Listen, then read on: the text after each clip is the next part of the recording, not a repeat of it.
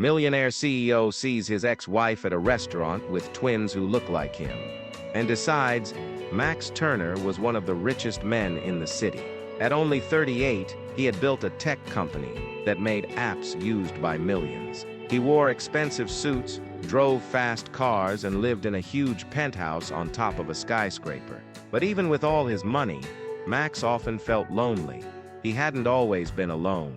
10 years ago, he was married to a woman named Claire. They met in college, fell in love, and got married young.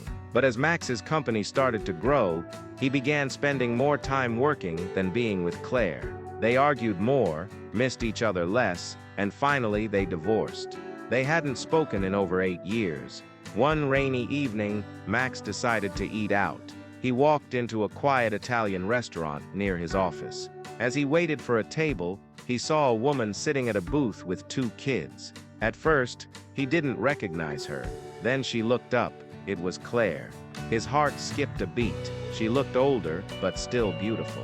Her hair was longer, and there were lines around her eyes from smiling or maybe crying, or both. But what shocked him most were the kids. They looked like him. Not just a little. One boy and one girl. Both had his dark brown hair, his nose, even his crooked smile. Twins, his breath caught in his throat. Were those his kids? Claire had never told him she was pregnant. He remembered their last fight before the divorce. She had said something about not wanting to bring a child into a broken home. Was she already pregnant then? Did she leave because she didn't want him to be part of their lives?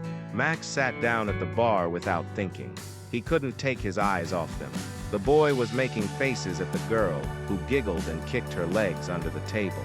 Claire smiled at them with a kind of love Max had never seen on her face when she looked at him. He suddenly felt like he'd missed out on something huge. He wanted to go over and talk to her, ask questions, demand answers, but he stopped himself. What if she had kept the truth from him on purpose?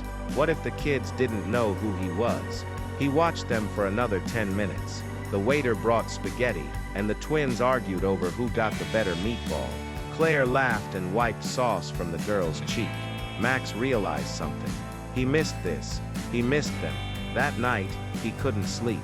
All he could think about was the way the little boy grinned, just like he did when he was a kid. The way the girl tilted her head when she listened, exactly like Claire used to. He needed to know the truth. The next morning, Max hired a private investigator. 2 weeks later, he had a thick folder on his desk. Her name was Emily, the girl, and the boy was Daniel. They were born 3 days after the divorce was finalized. Claire had raised them alone, moving to another state, working as a teacher. She never asked for help, never reached out. Max stared at their photos. They were his children, and he had missed 8 whole years of their lives. He knew he couldn't change the past, but he could try to fix the future. He went back to the same restaurant the next week, hoping to see them again. He did.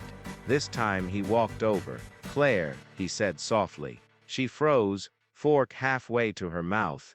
The kids turned to look at him. For a long moment, no one spoke. Then Claire whispered, "Max, I saw you last week," he said, "with the kids." Her face paled. Max crouched so he was eye level with the twins. "Hi," he said gently. "I'm Max. I think I might be your dad." Emily blinked. Daniel narrowed his eyes. Claire opened her mouth to speak, but nothing came out. Max stood. "I don't expect anything," he said, "but I'd like to get to know them, if that's okay." Claire looked at her children, then back at him. "It's not just my decision," she said quietly. "It's theirs too." Max nodded. A few days later, he met them again, at a park. They played catch.